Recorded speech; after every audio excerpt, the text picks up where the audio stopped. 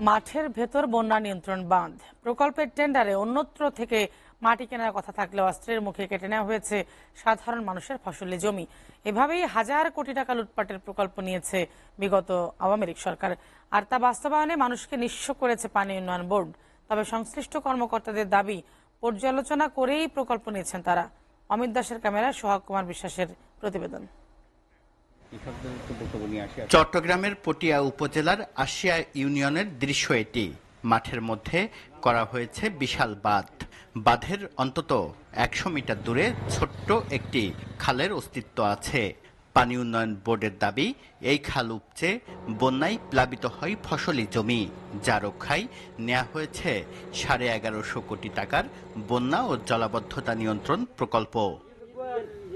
ফসলি জমি রক্ষার কথা বলে যে প্রকল্প পাশ করানো হয়েছে, সেই 3 ফসলি জমি নষ্ট করেই কথিত বাঁধের মাটির যোগান দেয়া হচ্ছে। আওয়ামী লীগের সন্ত্রাসীদের ব্যবহার করে জমির টপসয়েল কেটে নেয়ায় বিঘার পর বিঘা জমি এখন অনাবাদি হয়ে পড়েছে। ধান, সল, মরিচ, ফেরু, সব কিছু 3 ফসল আগে, এখন 2 ফসল। চাষবাস করে না, ধরো এটা আগে উঁচু জমিন ছিল, এখানে চাষবাস করতো। এখন মাড়ি এগুলো যখন এখানে নিয়ে আসছে, আর এখানে চাষ হচ্ছে না। 10 ফুট চওড়া খাল রক্ষায় 14 ফুট উঁচু ও সমপরিমাণ চওড়া বেড়িবাঁধ নির্মাণ করা হচ্ছে, তাও আবার এক পাশে।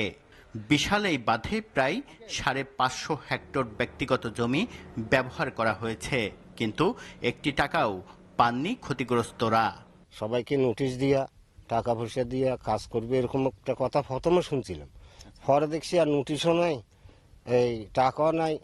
মনে করো ওই যাতে বড়াইব এত হই বলছে 3 গুণ টাকা দিব, এখন আর এখনো খবর পাইছি না। বিশেষজ্ঞরা বলছেন, ফসলি জমি থেকে মাটি সংগ্রহ না করার নিয়ম প্রতিটি টেন্ডারে উল্লেখ থাকে। এছাড়া বেড়িবাঁধের ক্ষেত্রে কত দূর থেকে মাটি সংগ্রহ করা যাবে, কিভাবে সেই মাটি কাটতে হবে তার একটি নিয়ম রয়েছে, যার কিছুই মানা হয়নি পটিয়ায়। কোনো জায়গায় পুকুর কাটতে পারে, কিন্তু একদম এমব্যাঙ্কমেন্টের বাঁধেই একদম পাশেই না।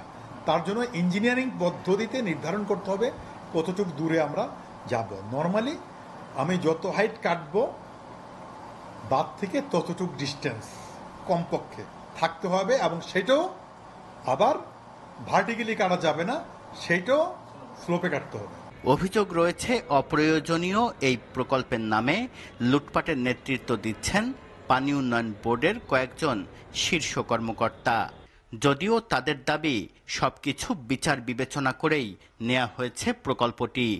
আমাদের কিন্তু ফুল সেকশনে ডেভেলপ করা হয়নি, তো আসলে স্লোপটা যদি শেষ না হয়, আসলে ওই জিনিসটা আসলে স্পষ্ট হচ্ছে না এখনো হয়তো আপনাদের যেটা।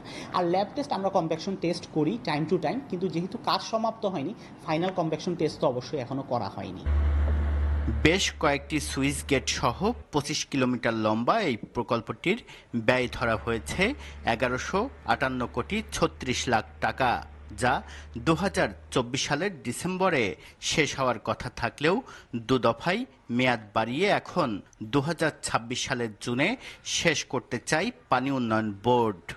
পতিত আওয়ামী লীগ সরকারের বিশৃঙ্খল উন্নয়নের নামে আরেকটি হরিলুট প্রকল্পের সাক্ষী চট্টগ্রামের পটিয়াবাসী, যেখানে কয়েক ফুট চওড়া একটি ছোট্ট খালের এক পাশ উন্মুক্ত রেখে অন্য পাশে করা হয়েছে বিশাল বেড়িবাঁধ। এই বাঁধের মাটির সংকুলন ও সুইচ গেট নির্মাণ সহ নানা ধাপে ধাপে করা হয়েছে সরকারি শত শত কোটি টাকার অপচয়। সোহাগ কুমার বিশ্বাস, এসএ টিভি, পটিয়া, চট্টগ্রাম।